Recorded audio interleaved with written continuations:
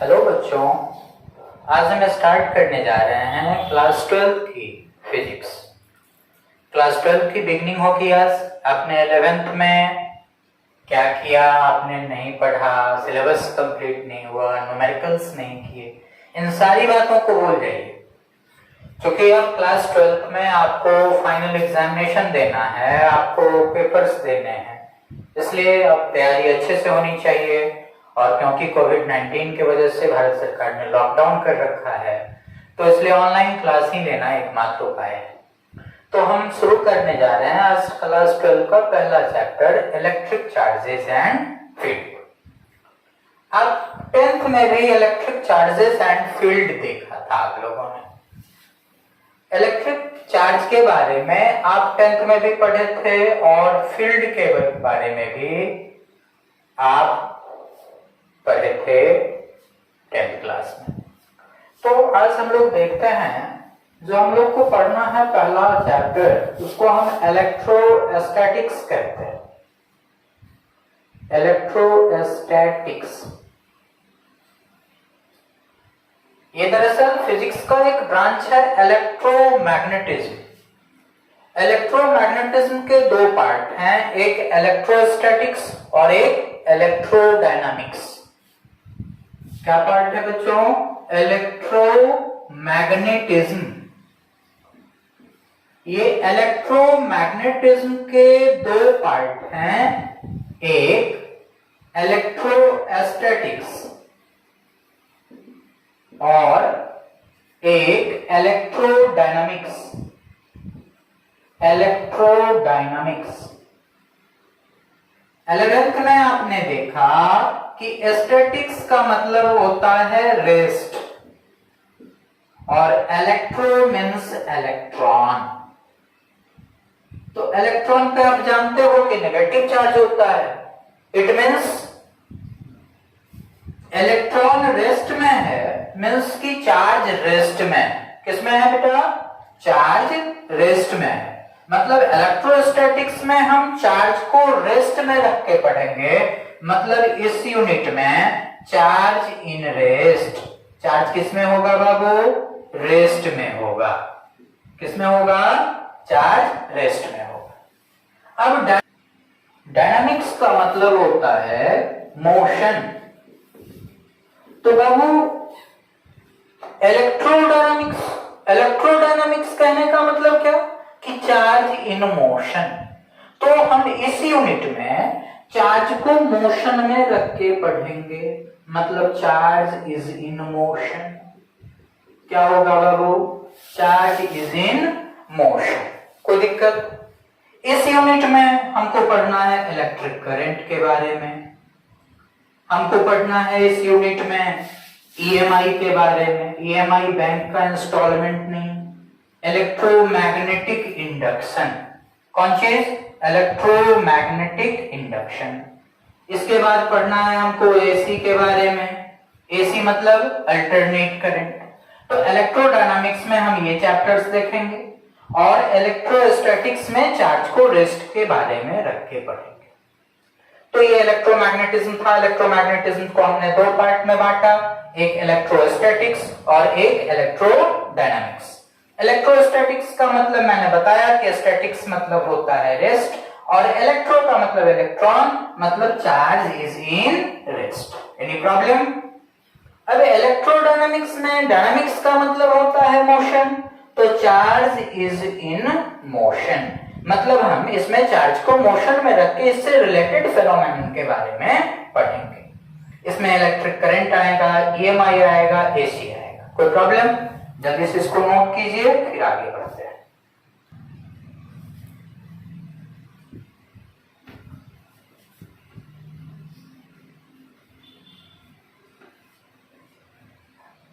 तो चलो बच्चों, हम पढ़ते हैं अब चार्ज के बारे में। चार्ज क्या होता है?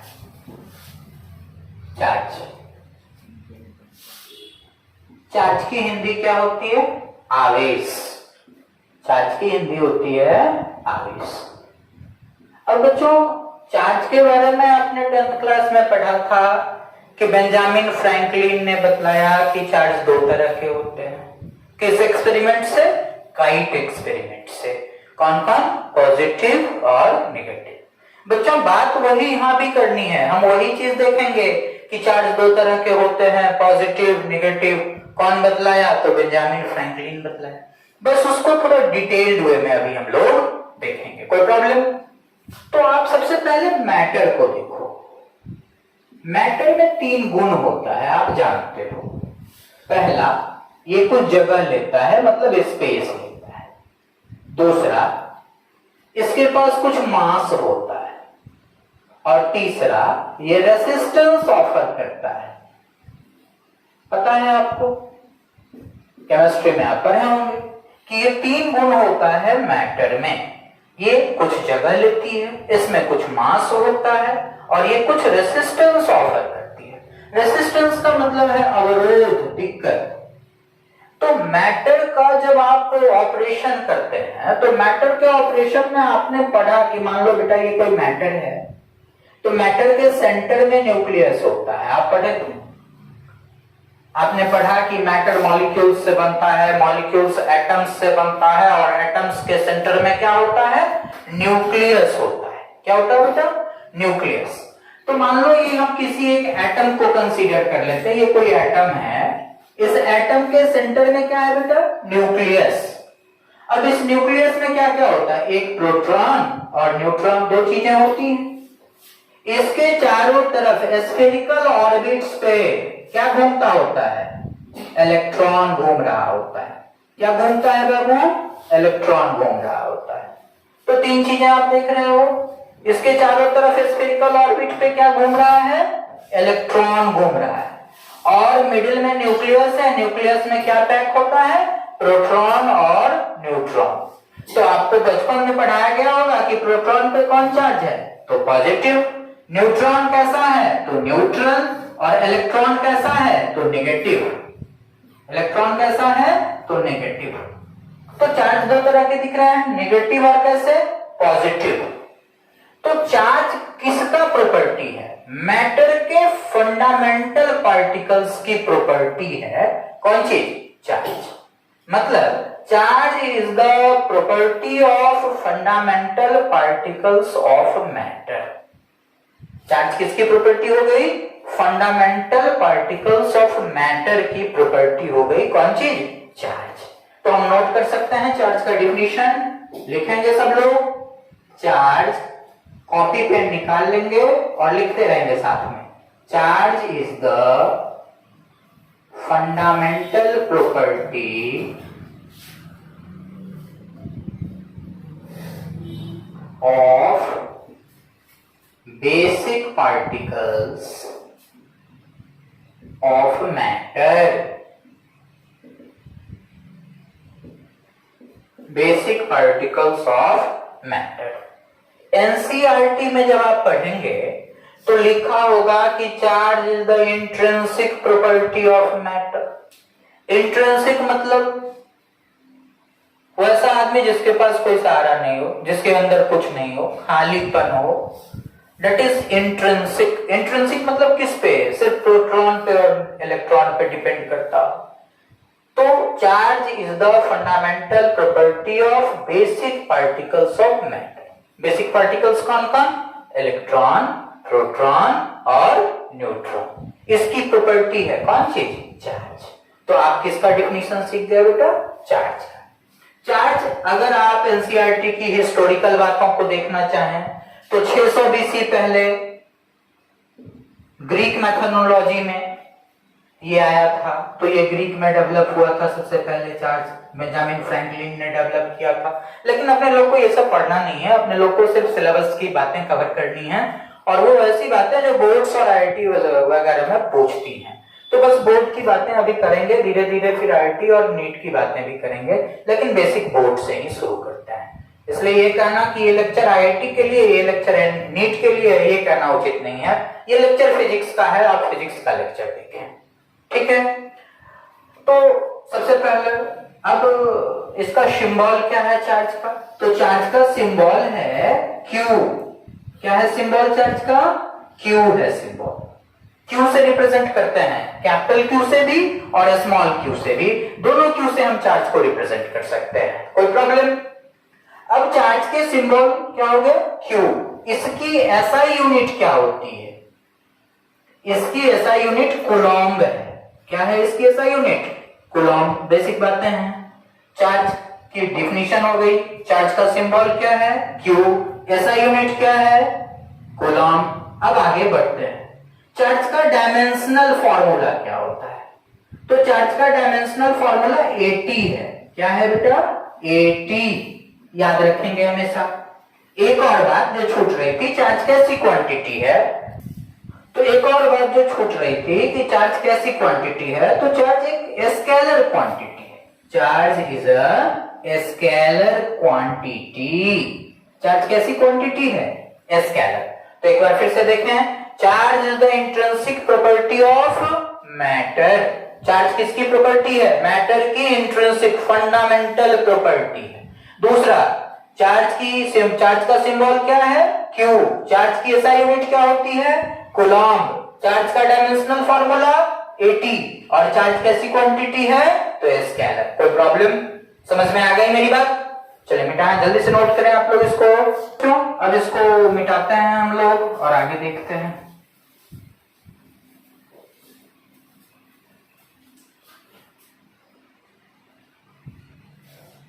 अब टॉपिक बनाओगे टाइप्स ऑफ चार्ज।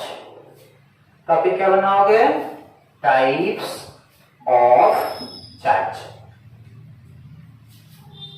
चार्ज कितने तरह के होते हैं? चार्ज दो तरह के होते हैं। कितने तरह के? दो तरह के। हम लिखेंगे यहां पे Benjamin Franklin. Benjamin Franklin states that there are two types of charge. There are two types of charge. First, positive charge, and second, negative charge. First one charge positive charge और second negative charge. पॉजिटिव और negative. अब आप देखो positive कब होगा? जब efficiency होगी किसकी? प्रोटॉन की, या दूसरे शब्दों में कहें कि डिफिशियंसी होगी इलेक्ट्रॉन की।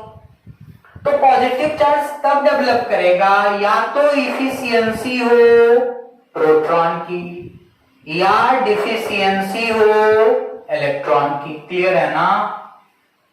नेगेटिव चार्ज कब डेवलप करेगा? जब इफिशियंसी मतलब ज्यादा हो।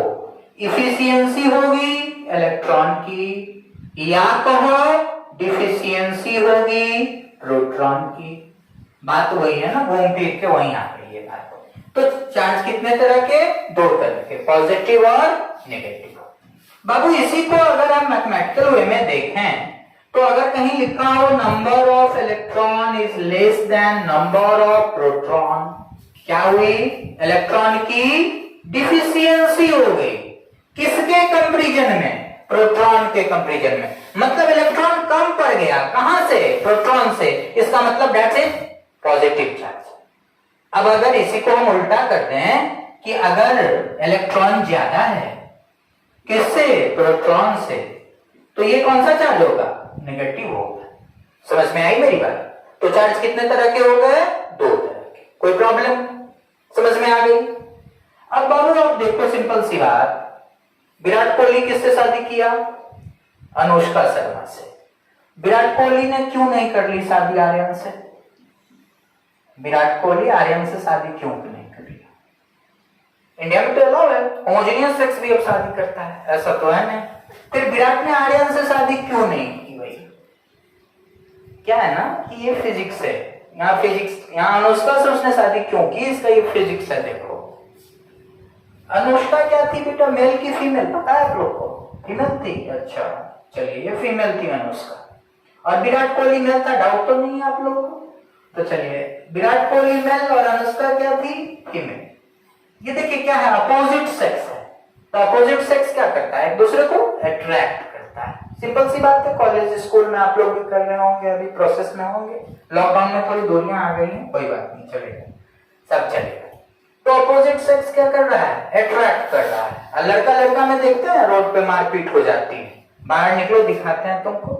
तो लाइक चार्ज क्या करता है, रिपेल करता है, और अनलाइक चार्ज ये वाली बात अट्रैक्ट करता है। विराट कोहली और अनुष्का शर्मा को हमेशा याद रखो।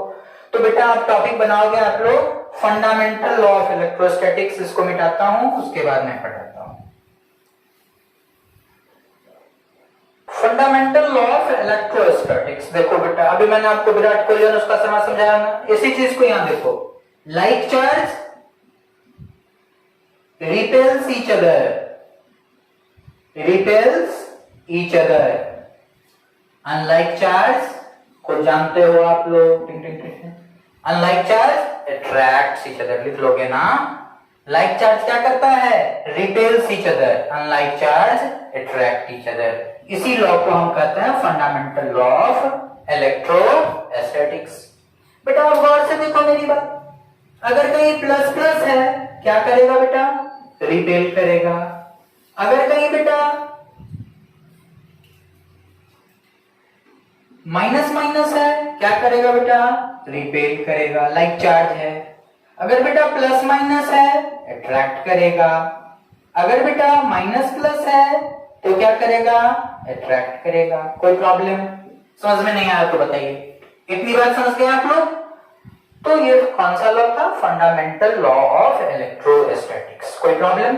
अब हम लोग चार्ज वर्सेस मास की बात करते हैं। किसकी बात करेंगे, चार्ज और मास में कंपेयर करते हैं कि चार्ज क्या होता है और मास में, दोनों में क्या सिमिलरिटी है क्या डिसिमिलरिटी है, दोनों में कंपेयर करते हैं। तो एक तरफ लिख देते हैं चार्ज और एक तरफ लिख देते हैं मास। ध्यान देना, आपने अभी पढ़ा था कि बेंजामिन फ्रैंकलिन ने बतलाया कि चार्ज दो तरह के होते हैं। कितने तरह के, दो। मींस कि चार्ज दो तरह के हैं, कौन कौन, पॉजिटिव और नेगेटिव। चार्ज कितने तरह के हैं, दो, पॉजिटिव और नेगेटिव। लेकिन कभी आपने सुना है कि चिंटू जो है वो -20 kg का है, कभी सुना है आपने? पल्लवी जो है वो -30 kg की है, कभी सुना है ऐसा? नहीं सुना है। मींस मास कभी भी नेगेटिव नहीं होता, इट इज ऑलवेज पॉजिटिव। तो पहली बात, इट इज ऑलवेज पॉजिटिव लिख लेना, इसके पीछे छुपा इट इज ऑलवेज लिख लेना, और it is positive and negative. कोई प्रॉब्लम। चार्ज क्या होता है, पॉजिटिव भी होता है नेगेटिव भी होता है, लेकिन मास हमेशा सिर्फ क्या होता है, पॉजिटिव होता है। कोई दिक्कत। अब ये स्पीड के बारे में कुछ अगर अंक में पढ़े थे, याद तो होगा नहीं, चलो हम ही बताते हैं। ध्यान दो, charge is independent of speed. Charge speed पे डिपेंड नहीं करता है।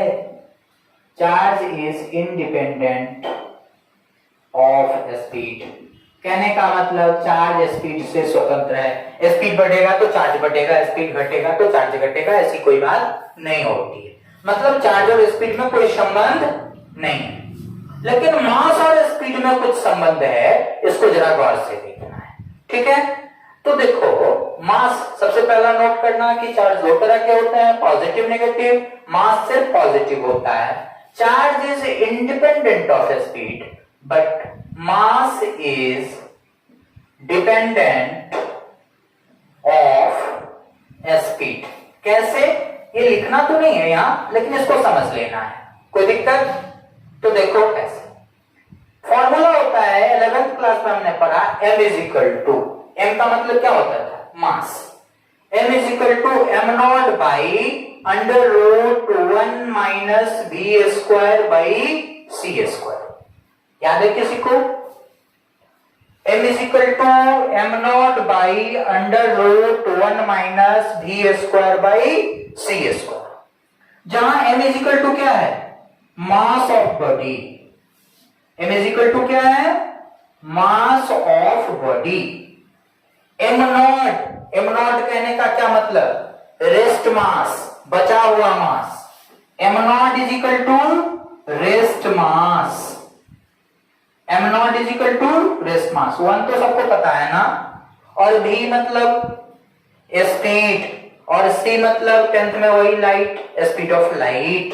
तो v मतलब स्पीड ऑफ बॉडी या स्पीड ऑफ ऑब्जेक्ट जो कहो, और c मतलब speed of light, speed of light.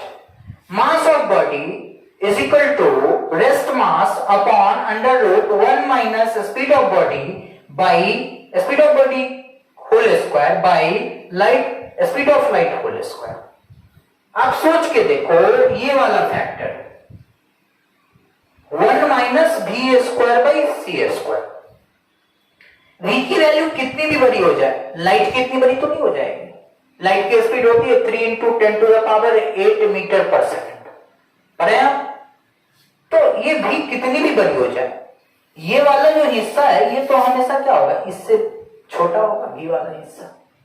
तो जब आप छोटे चीज को बड़े चीज से डिवाइड लगाते हो तो वैल्यू क्या आता है, छोटा।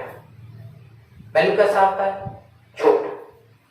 तो ये छोटे चीज से आप इसको डिवाइड करोगे, मतलब क्या ये स्पीड पे डिपेंड हो गया कि नहीं हुआ। तो मास किस पे डिपेंड कर रहा है, स्पीड पे डिपेंड कर रहा है।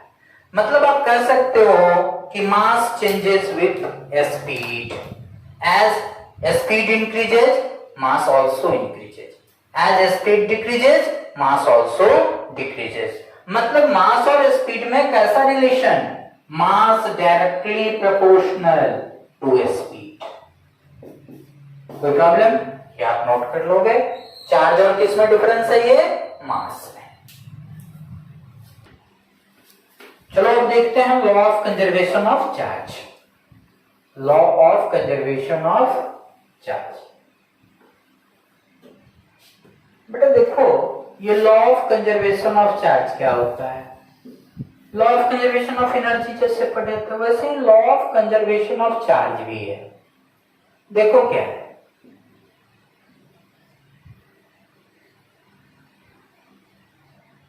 लॉ कहता है कि charge neither be created nor be destroyed. Charge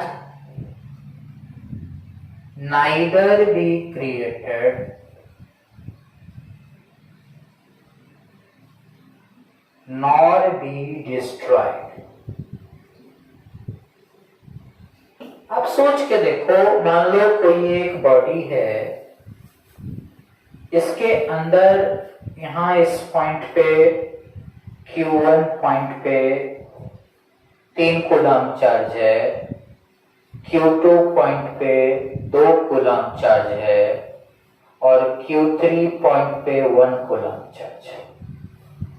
इसको हम लोगों ने सेक कर दिया, अच्छे से मिला दिया, ठीक है। मान लो इसका ये जो बाउंड्री है ये इंसुलेटिंग बाउंड्री है, मतलब इससे चार्ज बाहर नहीं जा रहा है, ये इंसुलेटिंग बाउंड्री है। इसको अच्छे से सेक कर दिया, मिला दिया। अब फिर यहाँ पे एक नया सिचुएशन खड़ा हुआ, यहाँ पे चार्ज आ गया 2 कूलम, यहाँ पे चार्ज आ गया 2 कूलम। पूछ रहा है इस पोजीशन पे क्या होगा। ये मान लो Q4 पोजीशन है, ये Q5, ये Q6। पूछ रहा है Q6 पे कितना चार्ज होगा।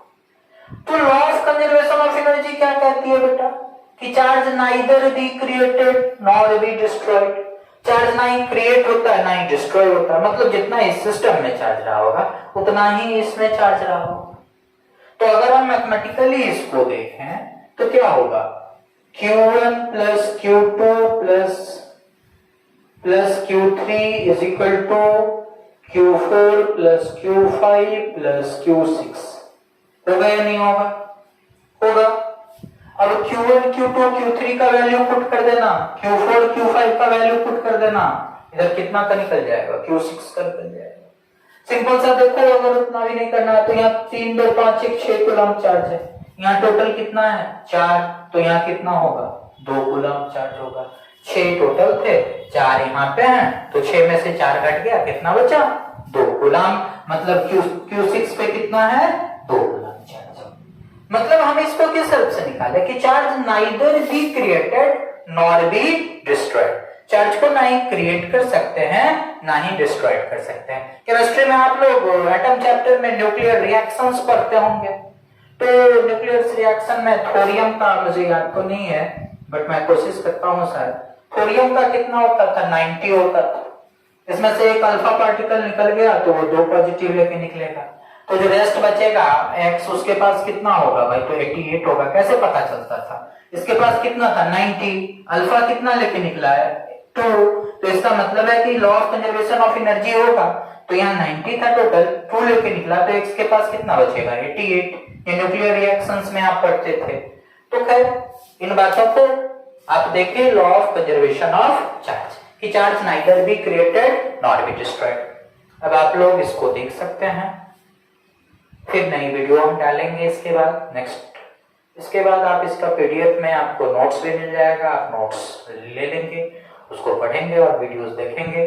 प्रॉब्लम्स व्हाट्सएप नंबर पे आप पूछ सकते हैं, मेरा व्हाट्सएप नंबर है 7903750109। आप इस पे पूछ सकते हैं, किसी भी प्रॉब्लम आप क्वेरी कर सकते हैं। Thank you, stay home, stay safe.